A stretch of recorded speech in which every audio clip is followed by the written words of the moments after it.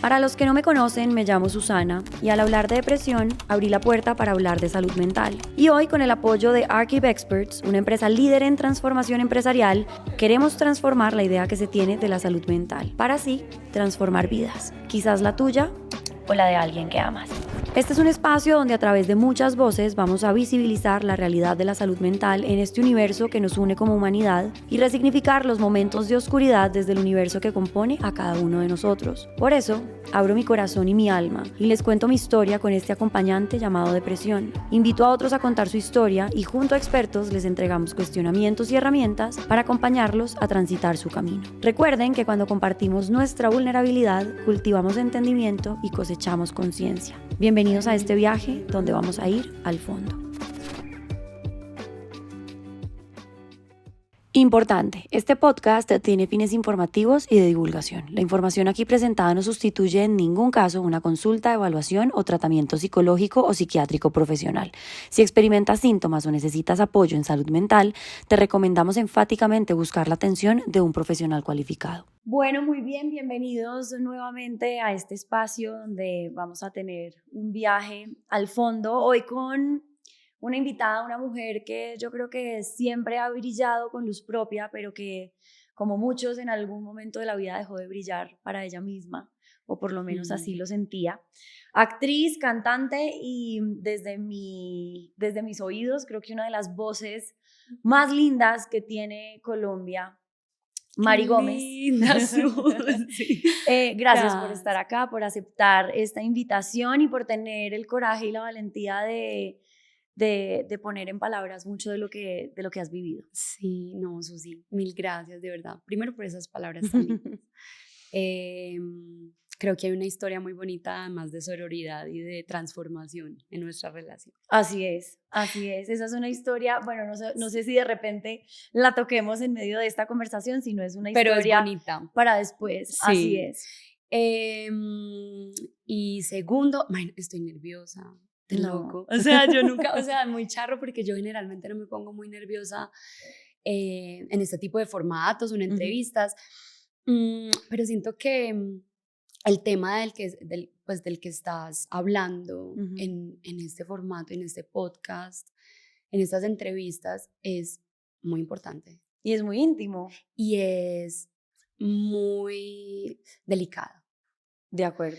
Entonces, antes de cualquier cosa, a mí me encantaría hacer un disclaimer, pues como decir varias cosas que últimamente siempre que empiezo una conversación de este tipo trato de decirlo y es, uno, pues no soy experta en absolutamente nada diferente a ser yo misma y ni siquiera en eso soy experta porque me sigo conociendo.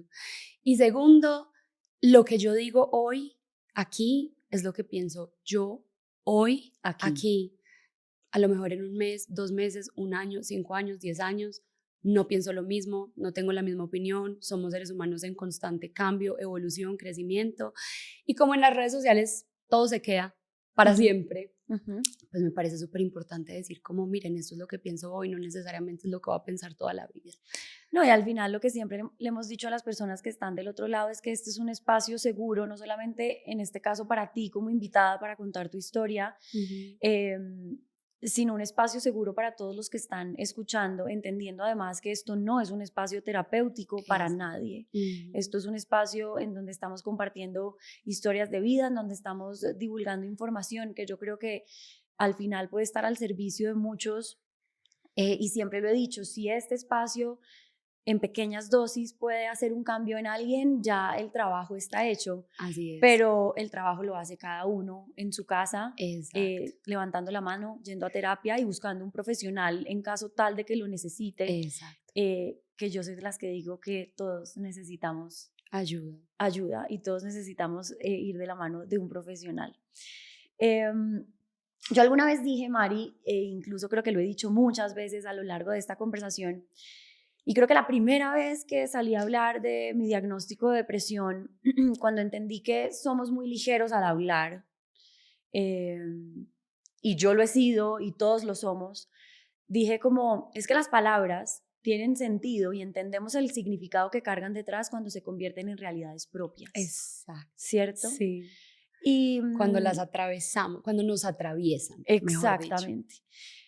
Y lo decía un poco porque a mí por primera vez en la vida me hizo temblar mucho un comentario de una amiga que, sin saber que yo estaba en medio de una depresión tremenda, en algún momento se sentó y así como entre chiste, ay no, es que me amanecí con una depresión, estoy con una depresión, y yo solo la miraba y decía, ella no sabe. Y yo también lo he dicho seguramente a lo largo de la vida, o incluso somos más ligeros aún, y uno muchas veces dice, ay no, es que Mariana es súper bipolar. De verdad, sí, ¿no? Somos muy ligeros con los términos. Exacto. Es verdad. Y yo en ese momento decía, es que ella no sabe que realmente estar deprimida. Yo sí estoy deprimida. Y voy a esto porque en algún momento conversando contigo, tú me dijiste, yo toda la vida fui cercana, digamos que a la salud mental, ¿cierto? No fue un tema ajeno. Pero realmente hasta que lo viví en carne propia, lo entendí. Es un poco como sí, no era tan ajeno a mí, en mi familia de repente hubo situaciones cercanas, pero a mí nadie me explicó eso. Total. ¿Qué era o cómo se enfrentaba? Total. O qué podía pasar? Entonces... Sí, sabes que sí. Yo siento que sobre todo con el tema de las enfermedades mentales, de la salud mental, de una depresión, por ejemplo, a mí me pasa mucho que cuando hablo de esto con algunas personas que no han pasado por esto, dicen como, pucha, hay unas que dicen, y uno lo valora mucho, que dicen como, me encantaría poder entenderte, pero no puedo, es que no lo he vivido, es que no entiendo eso. O sea, no entiendo, cuando uno le dice a alguien como, es que mira, es que de verdad no podía pararme de la cama, yo quería, pero no podía. Hay gente que dice, es que no me cabe en la cabeza. Obviamente uno tampoco puede juzgar, o sea, ¿me entiendes? Es como que si no lo has vivido, pues tampoco es tu culpa, uno no tiene que vivir lo que toda la gente vive para poder y los demás no tienen la obligación de entenderte. Exacto, no tienen la obligación. Pero yo sí siento que definitivamente sobre todo pues con este tema de la salud mental, viviéndolo y atravesándolo, y cuando uno se ha dejado atravesar por eso o le ha tocado atravesar por eso, es que uno puede entender lo que significa y lo grande que es una palabra como depresión. Lo que estabas diciendo, en mi familia, durante muchos años, en mi niñez, adolescencia, juventud. Todavía eres una mujer joven. Ay, claro que ya sí. Me dicen señora los niños de la calle. Es que hay señora, usted es la de la televisión. Ay, señora. Yo no, ¿cómo así? Soy una adolescente. Dicen que los millennials tenemos ese problema. Que nos creemos adolescentes de por vida. Adolescentes es de verdad, por yo vida. Me sigo creyendo chiquita, la verdad. Ay, mejor. Entonces, bueno, cuando eras adolescente. Cuando era joven, yo crecí como con, muchas personas en mi familia iban al psiquiatra, estaban medicadas, tenían diagnósticos, pero yo nunca, no sé, como que a mí nunca nadie se me acercó a explicarme más sobre este tema o a ahondar. No siento que era un tabú en mi familia, en lo absoluto, precisamente porque muchos pues tenían pasaban por ahí, pero tampoco había como más necesidad de ahondar en el tema, o yo tampoco nunca sentí la curiosidad en mi juventud. Yo siento que cuando uno está adolescente, bueno, o en mi época, o tal vez solo yo, no voy a hablar por todo el mundo, voy a hablar por mí, tal vez no tuve mucha curiosidad en mi adolescencia de acercarme a mi familia a preguntar. Es que yo creo que uno nunca cree que le van a pasar las cosas. Sí, total. Es como cuando uno ve un accidente en el noticiero, uno dice, qué cosa tan horrible, o ve una noticia terrible de la muerte de alguien o de una tragedia. Sí. Y uno no cree nunca que eso le puede pasar, pero es que te puede pasar. Y tampoco es que uno ande por la vida preguntando todo el tiempo sobre enfermedades o sobre médicos, cuando a uno le pasa. O sea, yo la verdad poco sé del hígado, por ejemplo. Claro. Hasta que me pasa algo en el hígado y me toca ir a entender todo el universo que es el hígado.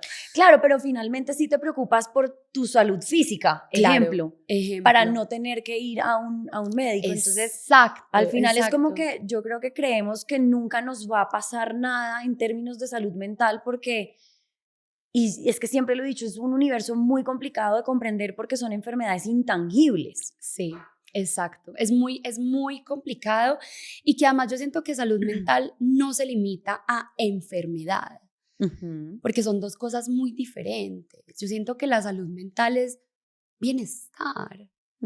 O sea, siento que tiene un espectro muy grande, claro. No nos podemos limitar solo a una enfermedad. No, una enfermedad es una enfermedad, un diagnóstico es un diagnóstico, pero la salud mental abarca, claro, una gama muy amplia de cosas. Entonces, bueno, para volver, entonces sí, claro, yo sí había oído los términos depresión, psiquiatra, medicación, pero nunca había entendido, y creo que de alguna forma, si me pongo a pensar, Susi, aunque estaba muy joven, yo siento que de pronto alguna parte de mí lo juzgaba. Okay. O no creía que de fuera verdad real. Fuera real o fuera una enfermedad, lo que le pasa a muchas personas. Que es como, es cuestión de berraquera. Es cuestión de berraquera, de está actitud, llamando la atención. O ¿cómo me vas a decir que no te vas a parar? Eso se llama pereza, eso se llama... Y no, o sea, ahí es donde voy a lo que tú dices. Solo cuando uno lo vive, entiende lo fuerte y lo real de algo como una enfermedad. ¿Y tú cuándo lo viviste? Bueno, yo siento que yo lo ya que tengo más conocimiento, porque claro, una cosa es una depresión, pero también hay una cantidad de factores que te pueden llevar, y esto pues vuelvo y digo lo mismo, no soy experta, hablo por mi experiencia. Y tu camino y tu aprendizaje. Mi camino, pero yo siento que hubo muchas alertas o síntomas que yo no supe identificar porque no tenía información, no tenía acompañamiento, no tenía terapia, no iba al psicólogo, no tenía como herramientas para identificarlas, pero yo siento que yo empecé con unos cuadros muy evidentes de ansiedad en mi adolescencia. Okay. Muy fuertes. Y luego, como a mis 15 años, yo me fui a vivir a Alemania. Me fui a vivir casi 7 meses, creo. 7 meses sola en un pueblito donde nadie hablaba español, donde no tenía mi familia, donde no tenía mis amigos, en una edad difícil, a vivir con una familia de extraños, unos extraños que eran unos alemanes que me recibieron en su casa, pero fue un cambio de vida muy, muy, muy fuerte. Y yo siento que en esa época yo empecé como con Se empezó a abonar la depresión. Sí, siento que ahí empecé a tener síntomas que en ese momento no tenía ni idea. Para mí en ese momento yo solo estaba triste, yo solo estaba... ¿Qué sentías? Uy, Susi, sentía angustia, sentía mucho sueño todo el tiempo. Yo solo quería dormir. Y me costaba mucho despertarme, me costaba mucho ir al colegio. Yo tenía que ir al colegio a estudiar en un colegio normal con niños alemanes. Y como que yo llegaba al colegio y yo no era capaz de quedarme despierta. No era capaz, yo era como... Y tomaba café como loca. Y claro, el café te aumenta la ansiedad. Claro. Entonces se convirtió como en una cosa de no se me quitaba el sueño, no tenía energía para nada. Tomaba café todo el día para lograr estar despierta. Más a los 15 años yo creo que fue la primera vez en mi vida que me tomé un tinto. Claro. Entonces eso me aumentaba la ansiedad. Y digamos que en esa época siento que salí de ese hueco que duró como 2 o 3 meses. Y en ese entonces pude salir sola. Y más allá de... sola. Claro. Digo sola porque siento que muy intuitivamente como que recurrí a herramientas que me ayudaron mucho en esa época. Y que tal vez no llegaron, y que tal vez no llegó a ser algo tan profundo y tan grave como pasó años después. No, y es que al final yo creo que cuando uno toma perspectiva de su propia historia, ya estando del otro lado, uno mira para atrás y uno dice, esta herramienta. Claro, o ya entiendo qué estaba sucediendo en ese momento y por qué estaba así. Claro. Y que de repente no es que en ese instante estuvieses deprimida, pero sí tenías quizás unos síntomas. Síntomas como que empezaron a detonar ciertas cosas. Exacto. Yo siento que no alcanzó a ser una depresión, ya que viví una y sé lo que es eso, exacto. Pero sí fueron síntomas evidentes pues de lo que hoy en día son mis diagnósticos y en ese momento no sabía, pero sí tuve herramientas muy intuitivas, muy bonitas, que siento que también venían como de mi educación, de lo que mi mamá me había enseñado en la casa a nivel espiritual, por ejemplo. Es que eso te iba a decir, yo creo que justo uno se salva a lo largo de la vida muchas veces sin darse cuenta incluso, y eso tiene que ver con su formación y eso tiene que ver con las herramientas que uno ha desarrollado en la vida, y por eso también tan importante lo que decías, y es que la salud mental es mucho más que el diagnóstico, mucho más que la enfermedad. La salud mental es el bienestar. Entonces, en mi caso, no sé, una herramienta poderosísima a lo largo de mi vida y que seguramente durante muchas situaciones me mantuvo lejos de una depresión es el deporte, ejemplo. Por ejemplo. A mí, por ejemplo, yo siento que cuando uno está como sintiendo que se está cayendo un vacío, uno se agarra de lo que puede. Yo me agarré muchísimo de Dios. Yo creo mucho en Dios. Para algunas personas, el universo, la energía, sí, lo que sea, claro. Para mí es lo mismo, es algo superior a mí. Me agarré mucho de eso, me agarré mucho de Dios, me agarré mucho pues como de la fe, ¿sabes? De como tu fe. de no estoy sola, así me sienta sola, estoy acompañada. Y alguien me está cuidando. Alguien me está cuidando y yo confío en que esa persona, en que voy a estar bien. En que voy a estar bien, en que es que esa persona no, o sea, que estoy acompañada, que estoy rodeada, aunque en ese entonces no tenía una relación tan estrecha con mi espiritualidad, más allá de lo que me habían enseñado en la casa, que además me generaba muchas dudas. Entonces como que era, por eso te digo, cuando uno se está cayendo un vacío, uno, por eso dicen como que, bueno, no entiendes, no voy a decir eso, omito esta parte, pero en fin, entonces digamos que ahí me agarré mucho de eso, de la fe que me habían enseñado, que eso sí se fue desarrollando con el tiempo y hoy es completamente diferente la relación que tengo con mi espiritualidad, pero bueno, la que tenía a los 15 añitos. Otra herramienta de la que me agarré en ese vacío fue la gratitud.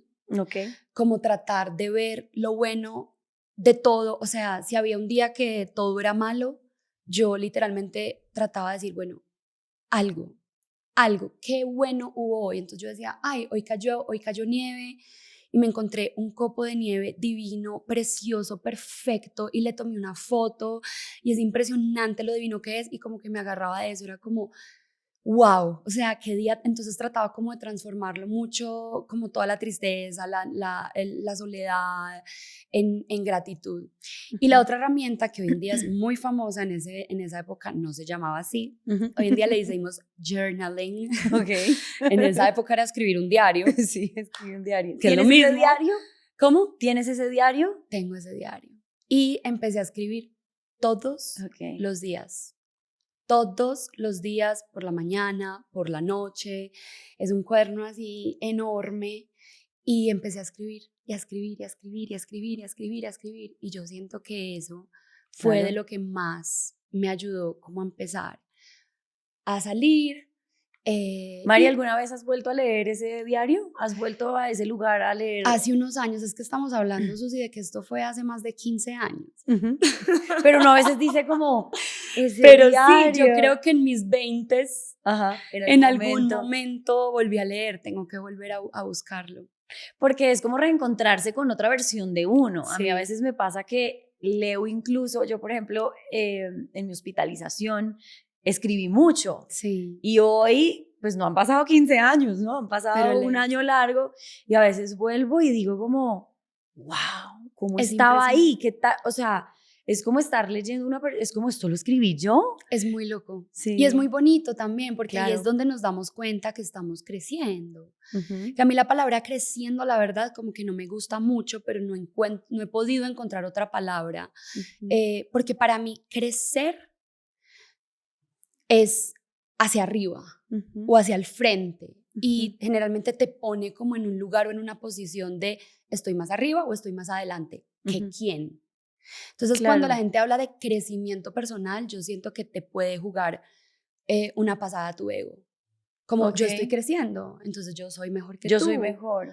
Y yo siento que el crecimiento no es ni para adelante ni para arriba, yo siento que es para adentro. Entonces como que no me gusta mucho la palabra crecimiento, pero tampoco encuentro otra. Pero es muy linda tu interpretación. Pero yo siento que en ese camino de ir cada vez más hacia adentro,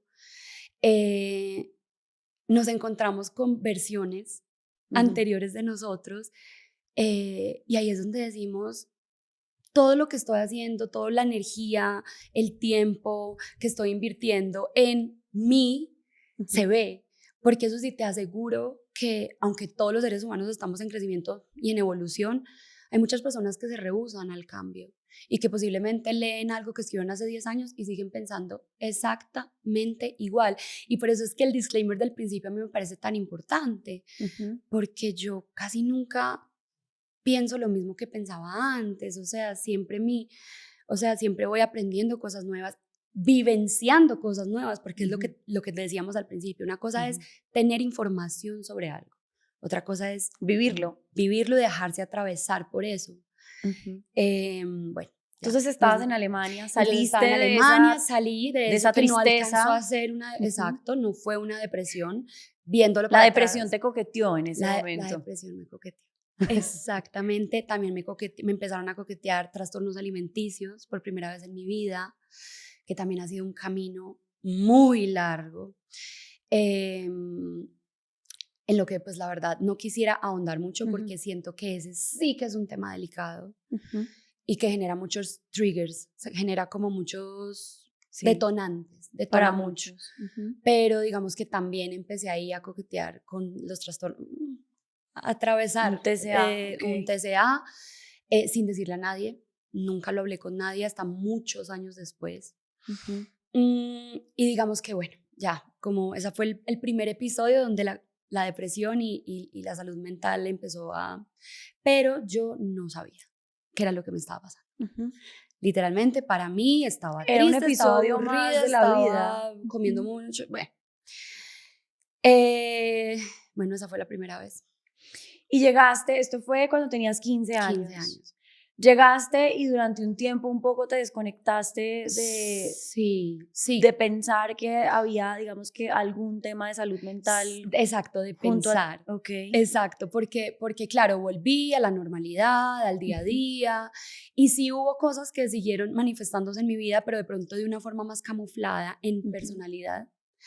Y no le paré muchas bolas. Lo mismo, hoy en día miro hacia atrás y es como, claro, esta chica de 18 años que tuvo estas reacciones fuera de cualquier proporción, también hacen parte de la diagnóstico que hoy en día tengo y pues que en su momento era como, ay, es que esta niña esto... Sabes, como que no, sin ahondar mucho las situaciones puntuales, pero sí creo que yo no cambiaría nada, no cambiaría nada de lo que he pasado, de lo que he atravesado y de lo que he vivido y cómo lo he vivido, pero siento que si hay chicos o chicas que nos están viendo, que nos están escuchando en su adolescencia, sus 17, 18 años, y sienten que todos sentimos en algún momento de nuestras vidas que hay algo malo con nosotros. Es como, pero ¿qué hay de malo? O sea, en algunos momentos yo me sentía... Hay algo mal en mí. Dañada. Yo decía, soy un desastre. Vine mal hecha. ¿Por qué no puedo cambiar esto? ¿Por qué no puedo controlar esto? O sea, ¿por qué no puedo? Y siento que ahí es donde yo insisto mucho en buscar respuestas. Hoy en día hay muchas herramientas. En nuestra época, Susi, de la juventud, no había tantas, no había redes sociales, no había muchas herramientas donde por lo menos empezar a datearse. Por lo menos ya hoy la gente escucha todo el tiempo, hey, vayan a terapia. En mi época no. En mi época no teníamos nadie que nos dijera, hey, ve a terapia. Ir a un psicólogo era como... Claro, y si bien, por ejemplo, las redes sociales hoy en día son una herramienta que hay que tratar con mucho cuidado, por lo menos es una herramienta que está ahí y de repente hay contenido valioso. Por lo menos con lo que te puedas identificar, porque mira que este tipo de entrevistas, por ejemplo, yo acá no voy a decir nada de, mira, esto es así, así, así, me parece muy delicado, pero sí como, oye, si te estás sintiendo mal, si estás sintiendo que no puedes solo, ve a terapia. Solo decir eso ya es un servicio, Susi, yo siento yo. Y sí hay que tener mucho cuidado con las redes sociales. Creo que las redes sociales pueden ser una herramienta muy valiosa y pueden ser también el principal detonante claro. de muchas cosas. Entonces, claro, en esa época, volviendo a esto, yo no tenía nadie que me dijera como, ven, pero si te estás sintiendo así, si estás llorando todo el día, si estás... Y es irónico porque al final, lo que tú dices, en tu familia varias personas habían atravesado un camino similar, entonces es muy irónico que no hubieses tenido esa herramienta como en tu cajita de herramientas, ¿no? Sí, es muy loco. Yo, la verdad, nunca me he preguntado de eso. Creo que es la primera vez que lo hablo. Okay. Nunca lo he puesto sobre la mesa. Es la primera vez en la vida que digo como, ve, ¿verdad? O sea, sí, ¿verdad que mi familia? O sea, porque Pepito no me dijo. Claro, ¿no? claro. Yo siento que posiblemente, no sé, ellos también crecieron con otra información, con otro tipo de herramientas y tal vez era como, ay, es normal, quién sabe hasta cuándo le va a durar la adolescencia. Esa adolescencia, claro. Y resulta que es que la adolescencia era de cosas muy fuertes, que hoy en día miro hacia atrás y digo, sí, faltaron herramientas, pero también muy bonito porque pues todo ese camino de descubrimiento pues es lo que me ha... Dijiste hace un rato que sentías en esa época que como es que vine al mundo mal hecha. ¿Por qué? ¿Qué sentías que estaba mal en ti? ¿Cómo veías el mundo en ese momento? Susi, siento que pues nos podríamos quedar muchísimas horas hablando de eso por mi historia de vida, por cómo crecí, por cómo nací, por muchas cosas, por los traumas de la infancia, que todos sabemos que todos somos niños heridos, vinimos a sanar. Y muchas personas dirán como, ay, Dios mío, pero es que ¿qué le pudo ver? Pero es que mírenla, pero es que creció con privilegios o creció con... Sí, a mí no me faltó nada, tampoco, a ver, ¿qué te digo? No me faltó nada, tampoco es que haya nacido con todo de sobra, pero sí lo básico, o sea, nunca me faltó salud, nunca me faltó comida, nunca me faltó un techo, nunca me faltó educación y eso en este país es un privilegio. De acuerdo. Así que sí, nací muy privilegiada, pero un niño que está pasando por algo que a él lo traumatiza por su manera de digerir la información, no puedes comparar, ¿me entiendes? O sea, no puedes decir que este dolor de este niño es menos importante que el dolor de otro niño que nació quizás en otras circunstancias que, Dios, esto también es un tema muy delicado. Sí, el dolor es el dolor. Pero el dolor es el dolor y comparar es muy difícil. Mi mamá alguna vez me dijo que no se sufre en comparación. Exacto. Y es tal cual. Exacto, entonces un niño tal vez, y es muy chistoso, tú que conoces a Santiago Molano y creo que ya vino aquí, me acuerdo en algún taller que yo hice con él y él le decía a los papás como miren, no se preocupen si están haciendo un buen trabajo o no con sus hijos porque todos lo están haciendo, ya sus hijos ya tienen algún trauma, tranquilos. Obvio, todos vamos a tener algo que solucionar. Y porque todos vinimos a solucionar algo. Entonces, bueno, recapitulando, claro, digamos que mi contexto y cómo nací y muchas cosas por las que atravesé en mi niñez hicieron que tuviera una adolescencia difícil. Y en esa adolescencia difícil siento que yo tenía reacciones, actitudes, emociones muy desbordadas, que me hacían daño a mí y que también podían hacerle daño a otros. Y por eso yo sentía mucha culpa constante. Y yo intentaba cambiar y no podía. Intentaba decir como, bueno, esta vez no voy a reaccionar así y volví a reaccionar. Y entonces como que eso solo me generaba como más culpa. Como y hoy en día que miras para atrás, ¿sabes en el fondo qué estabas buscando a través de esas reacciones? Sé que estaba reaccionando desde mis dolores. Sé que estaba reaccionando desde mis heridas, pero eran unas heridas que yo no había visto. ¿Hoy sí las ves? Hoy sí las veo, no todas, muchas. Esto es un camino eterno que además se puede ir repitiendo. O sea, el que diga que sanó todo, creo que... Claro. Yo siento que el camino de sanación es como una espiral y muchas veces vas a pasar por la misma situación y la vas a ver desde puntos de vista diferentes, desde niveles de conciencia diferentes. ¿Qué te dolía en ese momento? Uy, pucha, muchas cosas, Susi, pero siento que eso digamos que las cosas que me dolían particularmente es como otro capítulo del podcast o otro capítulo de mi vida que contaré en algún momento. Creo que no es el momento, pero sí siento que si hubiera tenido más herramientas, si hubiera tenido un acompañamiento, hubiera por lo menos podido entender mejor de dónde venían, qué fue lo que pasó más adelante en mi vida, que igual todo es perfecto, llegó cuando tenía que llegar esa información, pero mirándolo para atrás y volviendo a hablar de salud mental, ya puntualmente de diagnósticos, yo miro para atrás y digo, yo desde ahí ya hubiera podido haber tenido un diagnóstico específico, pero no lo sabía. No lo supe identificar y creo que a mi alrededor tal vez tampoco y está bien, es que tampoco es tan fácil, por eso hay...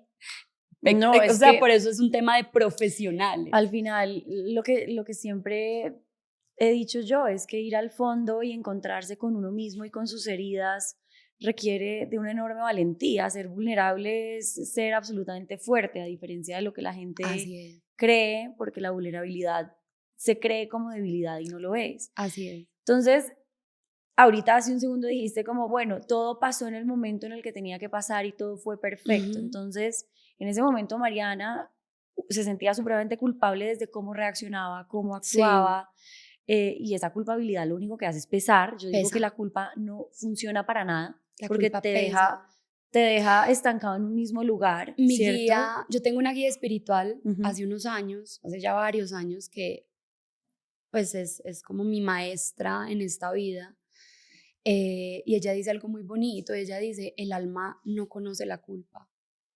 El alma no sabe de culpas. La culpa siempre va a ser del ego y el ego siempre va a querer que te castigues. Claro. Y el ego te alimenta y te alimenta y te alimenta para luego darte látigo con lo que te está alimentando. Claro. Es un círculo vicioso al final. Es un círculo vicioso.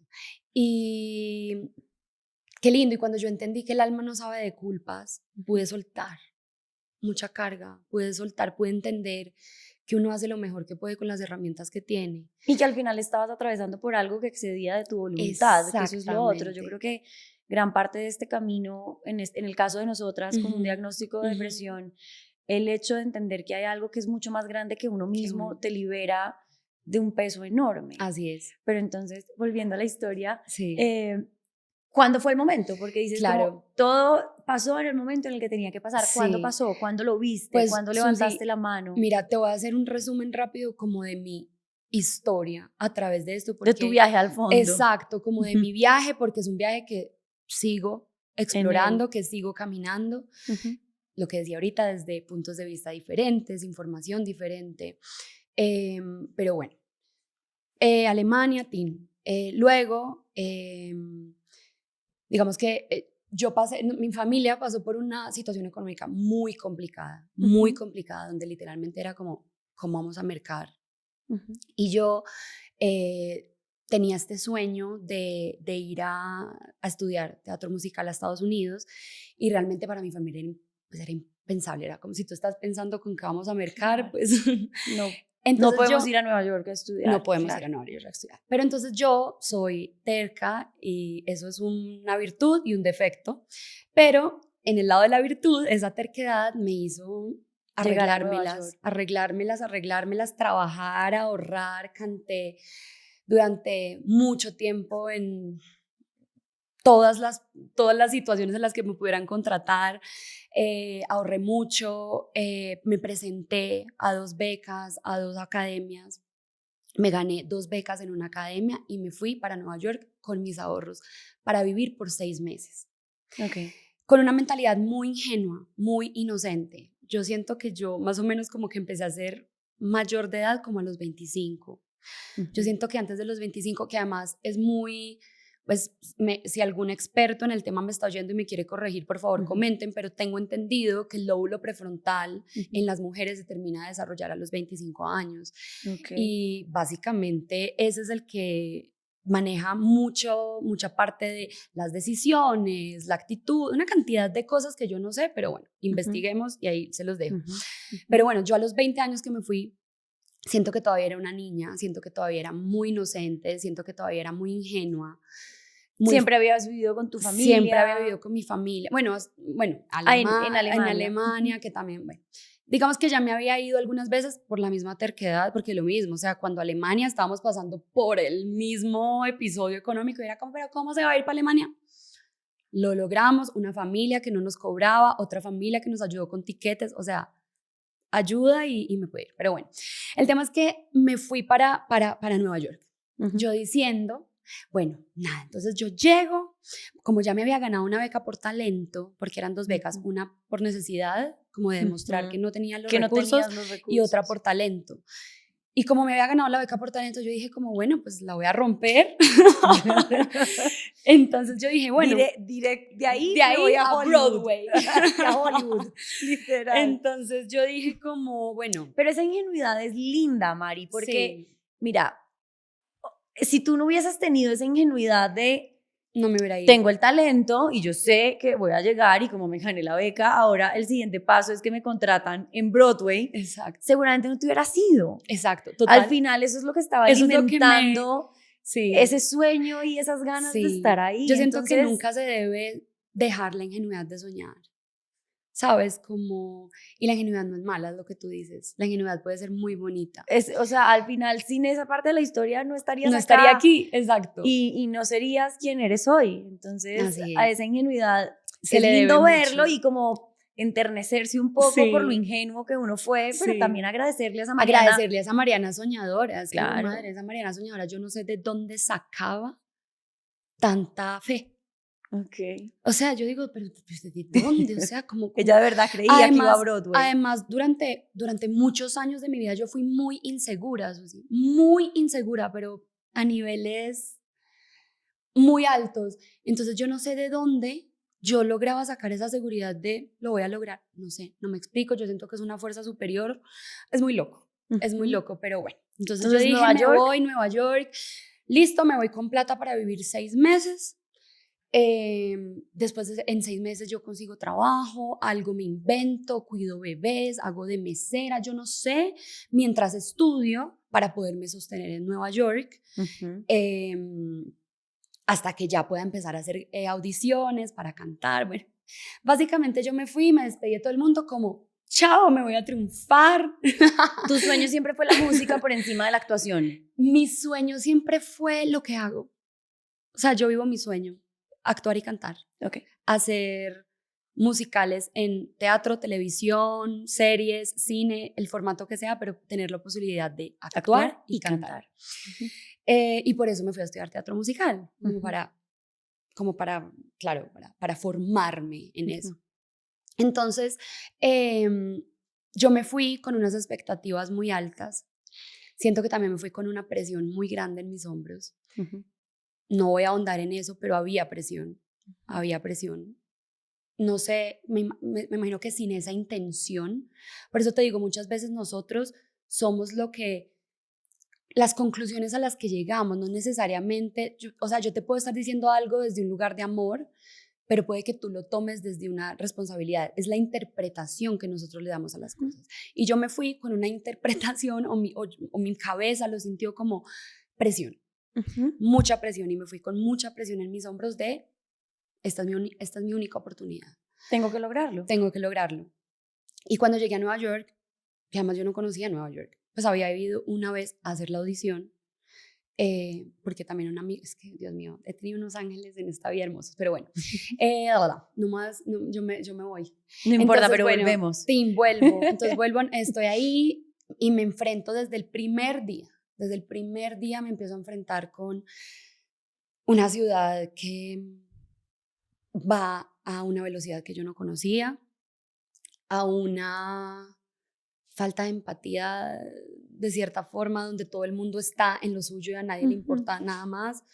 En la academia, desde el primer día que llegué, me di cuenta de muchas cosas. Uno, no iba a tener tiempo de hacer nada más mientras estuviera estudiando. Esto era un programa de conservatorio donde nosotros hacíamos en 2 años lo que generalmente se hace en una carrera de 4. Claro, entonces no ibas a tener tiempo de trabajar. No iba a tener tiempo de trabajar. O sea, yo entraba a las 7 de la mañana, salía a las 7 de la noche y llegaba a mi casa a estudiar como una loca porque teníamos exámenes teóricos, aprenderme canciones, partituras, historia, de todo. Entonces yo dije, ok, mientras estoy haciendo esto no puedo trabajar. Segundo, tampoco tenía papeles, entonces realmente no podía trabajar, ¿sabes? Y yo decía como, yo no sé, yo pensé que todo el mundo lo hacía, pero no es tan así, no era tan así. Tercero, el decano de la academia, cuando nos recibió desde la primera reunión, nos dijo como, miren, si ustedes son extranjeros, porque había estudiantes estadounidenses y había estudiantes extranjeros. Si ustedes son extranjeros y pensaron que vinieron aquí a hacer audiciones y a lograr sus sueños, pues les cuento que de una vez sepan que esta no es la realidad, esto es Estados Unidos, esto es Broadway, se cumplirá un sueño entre 1 millón, pongan los pies en la tierra y si ustedes quieren hacer en algún momento alguna audición y los reciben en alguna audición, tienen que ser ciudadanos americanos. Claro, y fue como... te dejaron sentada. Me dejaron fría. Y empecé el proceso, empecé a ir a la academia y empezó mi vida y el día a día, sin ir a muchos detalles, empezaron días muy difíciles.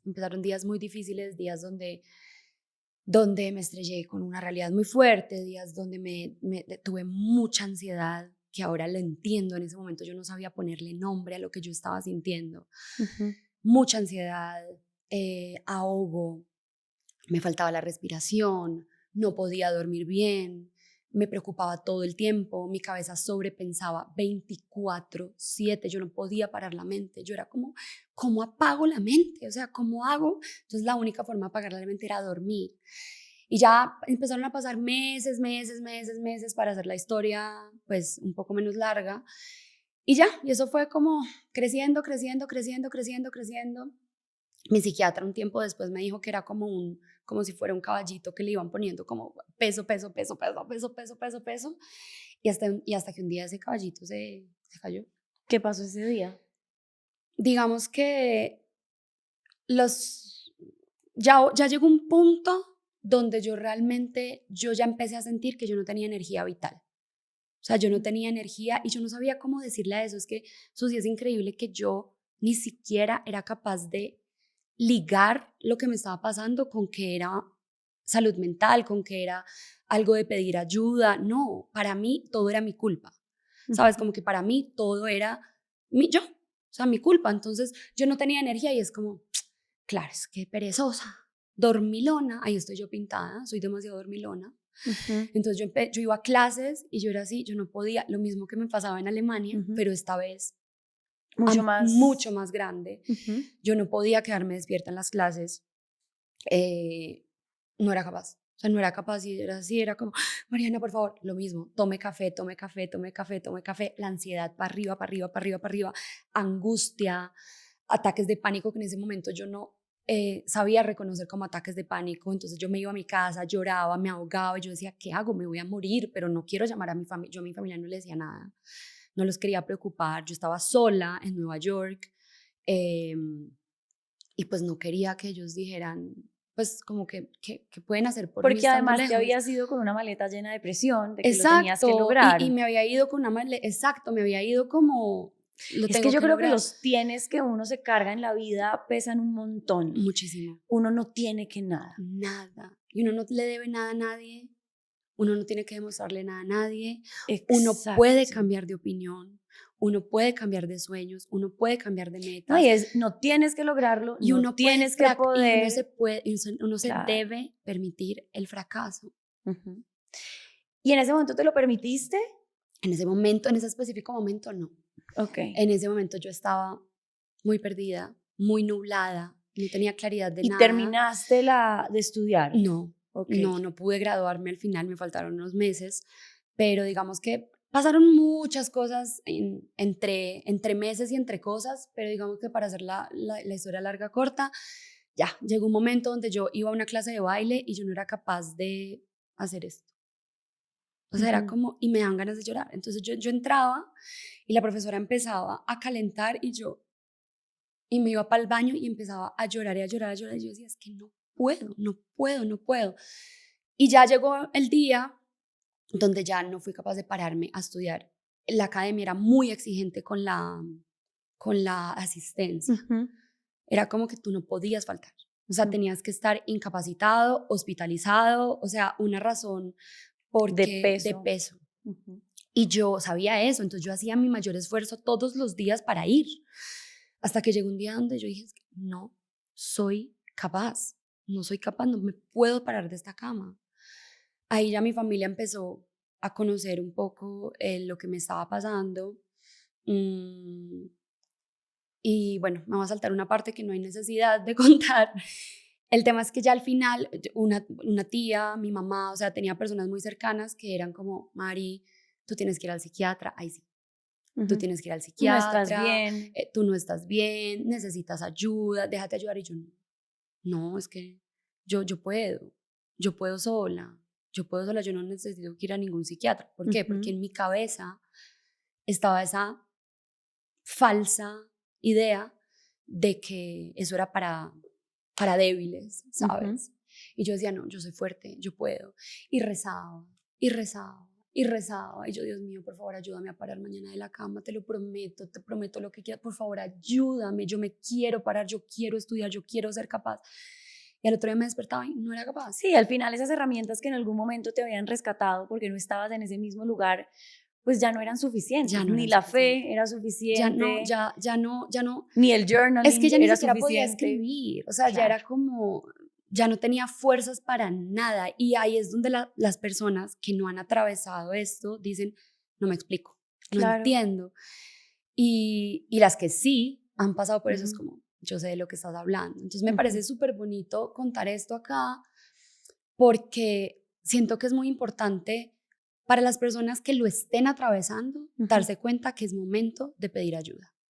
Para las personas que no lo han atravesado y que tienen a alguien en su entorno que esté pasando por algo así, lo puedan entender mejor y ayudarle a esa persona a que consiga ayuda.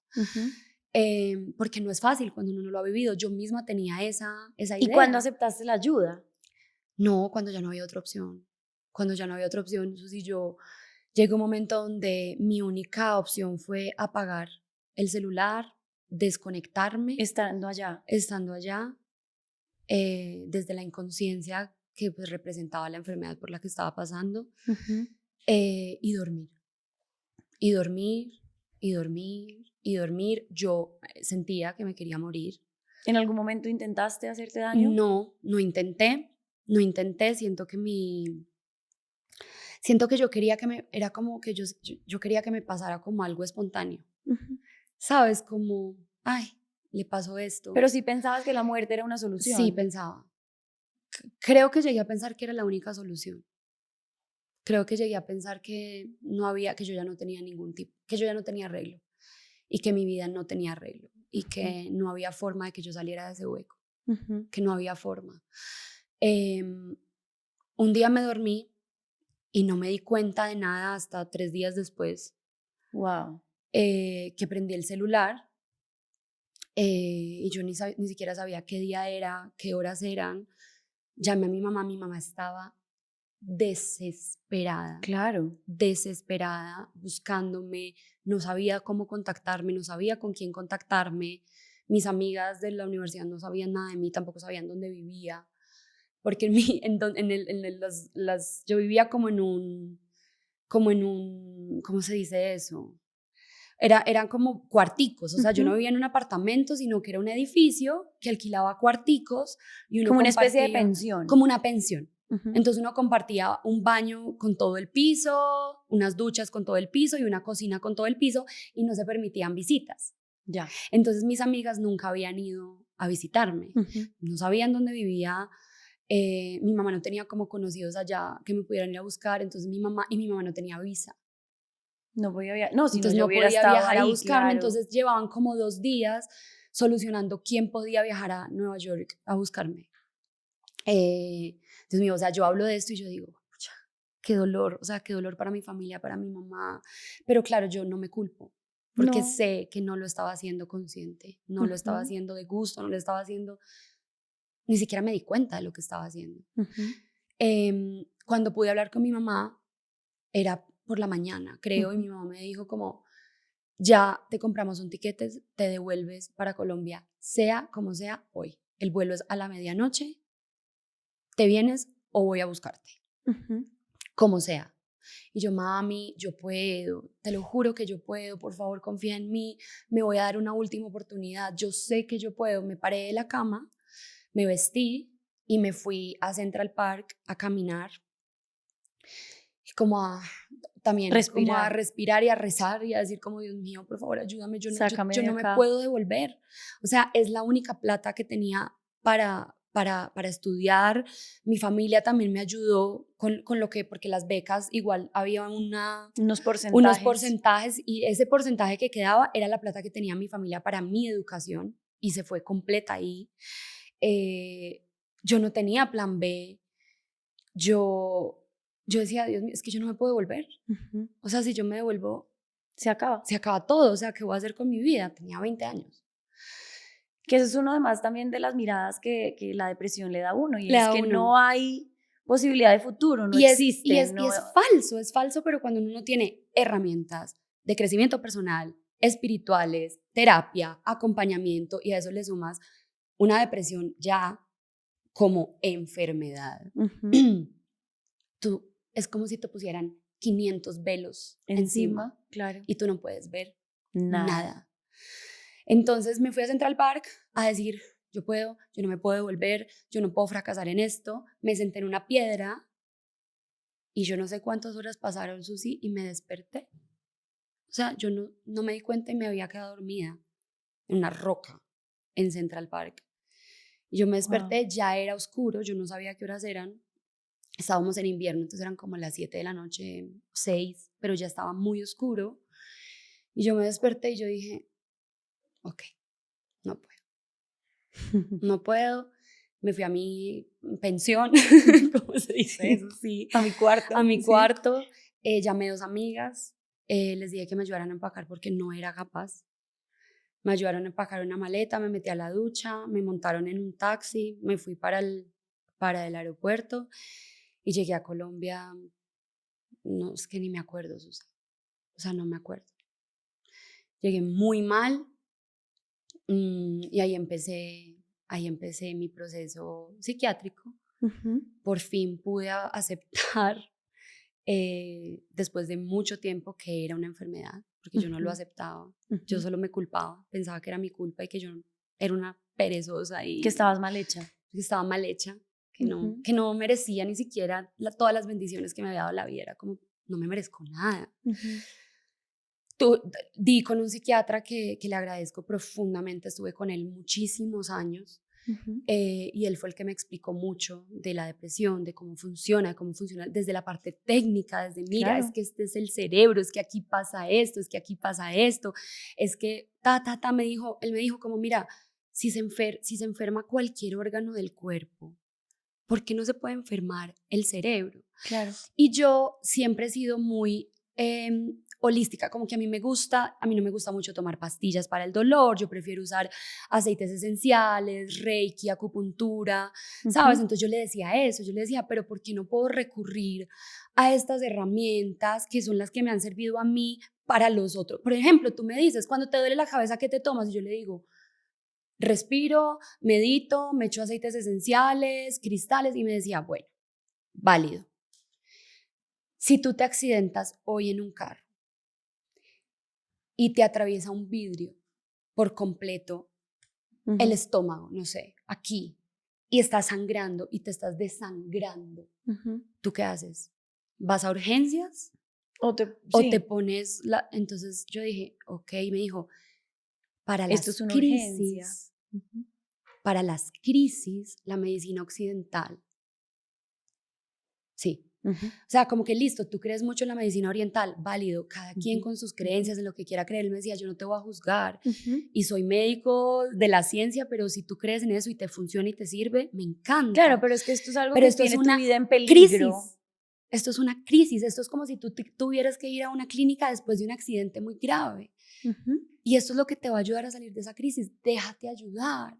Y fíjate que yo creo que ese testimonio tuyo es muy bonito porque yo creo que yo, por ejemplo, nunca peleé con la medicación, yo nunca peleé con esa ayuda, pero mucha gente sí pelea con la medicación y estoy segura que mucha gente tiene esa misma mirada, pero yo creo que sí hay momentos en donde al final hay que aceptar también Es que es la vida. Ese recurso y esa ayuda de la medicina tradicional, por así decirlo, ¿no? La medicina tradicional, la medicina occidental. Y él me decía como, mira, la medicina occidental también es un recurso. Pues yo que creo tanto en Dios, me decía, también es un recurso de Dios y también nos funciona para esos momentos de crisis. Cuando salgas de esta crisis, miramos si hay posibilidad de que puedas te puedas mantener. de que te puedas mantener con lo que a ti te funciona. Y ahí ya sí siento que es un tema también delicado de tocar, que no quiero, pues como que no, ahí sí prefiero como dejar hasta ahí, en esa parte de la historia, porque claro, aquí ya hay opiniones de un experto me estará diciendo, ¿cómo se te ocurre decir eso? Otra persona me estará, entonces digamos que todo va a, yo estaba en una crisis. Aceptaste la ayuda. Acepté la ayuda y fue lo que me ayudó a empezar a salir adelante. Acepté la ayuda, me medicaron, no tomó mucho tiempo, realmente no tomó mucho tiempo en que yo me empezara a sentir otra vez viva, porque yo me sentía muerta en vida. Tuve un acompañamiento de mi familia, Dios mío, o sea, la familia es lo más hermoso. ¿Y cuánto tiempo después, Mari? Ahí tenías 20 y pico 21. de años. ¿Cuánto tiempo después retomaste o volvió esa Mariana terca a decir, yo voy a ir a Broadway? ¿Y en qué momento volvió esa vitalidad y volvió al final la Mariana que conocemos hoy, la Mariana que está actuando, la Mariana que está cantando, la Mariana que está cumpliendo su sueño, que está viviendo su sueño? Susi, pues mira, yo siento que, y esto también es súper importante de decirlo, evidentemente esto fue una crisis, la más grave de mi vida a nivel de salud mental, de la que salí adelante, pero esto ha sido un camino de no acabarse, claro, de crecimiento personal. Y sí, pude tener las fuerzas físicas para seguir un camino, para seguir trabajando por mis sueños, pero el camino de bienestar y de esa felicidad o de esa tranquilidad que buscamos, pues es un camino constante donde he tenido más caídas, donde la gente puede ver que yo estoy, no sé, con un protagónico al aire, cantando, haciendo lo que amo, lo que me gusta, con, no sé, que verán, no sé, reconocimiento, dinero, una cantidad de cosas. Dinero, belleza, y he vuelto a pasar por crisis muy fuertes, he vuelto a tener crisis. Entonces ahí es donde definitivamente suena cliché, creo que lo han dicho mucho, pero yo lo puedo decir desde la experiencia, y es que conseguir esas cosas no es lo que te va a traer paz y felicidad en tu vida. O sea, yo con los sueños soy muy cuidadosa cuando hablo de soñar, porque a todos nos han dicho como, si lo puedes soñar, lo puedes lograr, sueña, y sí, siento que el sueño es un motor muy bonito que nos da como, mejor dicho, el sueño es como una gasolina que le inyecta como al motor de la vida ilusión, pero definitivamente cumplir tus sueños no equivale a ser feliz. De acuerdo. Y yo creo que eso es súper importante, porque hay muchas personas que nos ven, que me siguen en las redes sociales, que me siguen y que me ven y que me tienen como un referente, así como yo tengo otros artistas que piensan que el día que cumplan sus sueños van a ser felices. Yo ahí te lo pongo de esta manera para cerrar, y es, yo sé, a ver, tú, y me lo has contado acá, que siempre quisiste ser actriz, pero desde lo que yo siempre he visto, y sin duda eres una gran actriz, pero tú brillas de una manera realmente especial y única cuando cantas. Creo que ese es un lugar en el que eres, sí, con un peso enorme desde tu existencia. Tu voz es muy poderosa, no solamente con lo que estás diciendo acá, sino cuando cantas, es absolutamente poderosa. Y cantar y actuar era tu sueño. Sí. Pero yo también, y me corregirás si mi interpretación no es indicada, pero yo creo que al final, claro, a ti la felicidad no llega por cumplir el sueño de estar parada en un escenario per se o por tener el protagónico, sino porque al final a través del arte también tú te has sanado y has encontrado herramientas para sanar mucho de pronto de ese camino de Mariana. Entonces, sí, la felicidad de Mariana no es ese éxito que las personas vemos desde afuera, sino porque en ese lugar eres en esencia. Sí y no. Okay. Porque eso sí, yo siento que en este camino a hoy, vuelvo y repito, hoy, lo que yo he verificado es que la felicidad no está en nada externo. Ok. Nada. Ni en cantar, ni en actuar, ni en estar enamorado, no, ni en cumplir los sueños, ni en tener mucha plata, ni en viajar mucho, ni en nada. O sea, y eso yo sí puedo decirlo con propiedad, porque es que lo he verificado, Susi. O sea, he estado en momentos donde puedo tener todo lo que una persona necesita para ser feliz y seguía o estuve vacía o en esa búsqueda de qué es lo que me falta. Yo siento que lo que me faltaba era acercarme cada vez más a mí, conocerme mejor y entender que sin una tranquilidad constante es imposible encontrar esa felicidad tan anhelada. Y esa es, digamos, lo que yo he estado tratando de aplicar en mi vida hace unos años, con unas verificaciones maravillosas, llenas de milagros, llenas de resultados. Yo ya no pongo mi felicidad en manos de nada, ni de mi carrera, ni de mi vida, ni de lo que tengo, en manos de ni nada, de lo que haces, ni de lo que hago, porque es que el día de mañana puedo no hacerlo más. Si estoy con una persona el día de mañana puedo no estar más con esa persona. Si lo pongo en tener un hogar, y entonces ¿qué pasa cuando el hogar se derrumbe o cuando no esté la casa? O sea, pero el arte hace parte de ti. El arte hace parte de mí, el arte hace parte de lo que yo soy, pero si el día de mañana, por X o Y, por ejemplo, te voy a poner un ejemplo que a mí me hace cuestionar mucho y me parece muy lindo. Una persona que su felicidad toda la vida fue bailar, como la mía cantar, y sentía que era ella misma y vibraba en felicidad, en armonía cuando bailaba. Pierde su pierna, ya no puede bailar. Entonces, ¿se le acabó la posibilidad de ser feliz en la vida? Claro, no. Entonces, para mí el arte es una herramienta para conectar, es una herramienta para servir a lo que yo creo a través de mis dones y de mis talentos, que además fueron regalados por eso en lo que yo creo.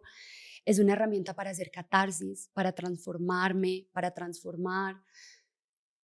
Pero sí te ha sanado de cierta forma. Sí me ha ayudado a sanar, pero creo que lo que más me ha ayudado a sanar es el proceso espiritual, el proceso de ir hacia adentro, el proceso de entender que la felicidad está aquí, haga lo que haga. No me he graduado, estoy aprendiendo y como te digo, esta vida es una espiral y he atravesado, el año pasado atravesé una de las crisis más hijuemadres de mi vida con esta información, pero que también ahí es donde yo digo, las crisis son sagradas, las crisis son benditas, porque son las que nos ayudan a crecer. Gracias a las crisis, gracias a una crisis estamos aquí. Así es. Gracias a una crisis estoy aquí hablando, o a varias crisis. Gracias a una crisis existe este podcast.